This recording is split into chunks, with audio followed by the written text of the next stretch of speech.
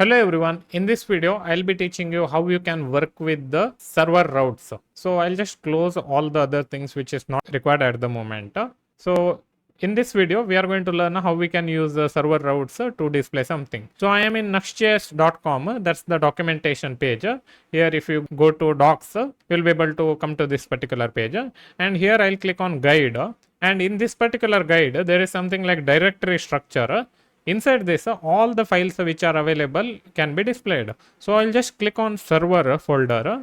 In this, they'll teach how we can use the server folder inside this particular Nuxt.js project. So in order to create one new server route, we can directly go inside server, and inside this we can create one page named API, and inside this we can type something like user details dot JS, and inside this particular file we just need to copy this particular thing that includes a export default define event handler, and once I copy it, it will display something like hello, but I'll just change it to this is from server. So I'll just save it, and we should rename this file to TS so that it will not give error. So once we go here, and once we can go to API slash user details, and here you can clearly see message this is from server is written.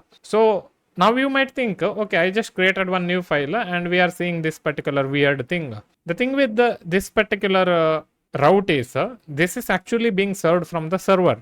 That means whatever the database related query and whatever the hidden secret and all those things which you can add, it won't be directly displayed. Whatever we send from this particular return, only that thing will be displayed. So we can always use this particular thing inside home page by going to pages, index page, and here I can type something like const data is equal to use fetch, and here if I just go to /API/user details, automatically I can get the data, and instead of data I'll just rename it to message, and here if I just go here and type message, it will display the message directly here, but at the moment I can directly remove this particular thing and type something like data.message, okay, so that this is from server is displayed.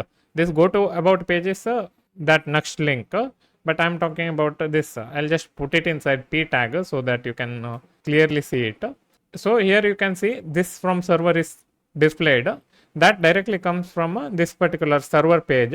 Here you can do some kind of data fetching so that users will be able to get some data, or maybe save some data to the database, and so that's how easy it is to create one server file in this particular Nuxt.js project.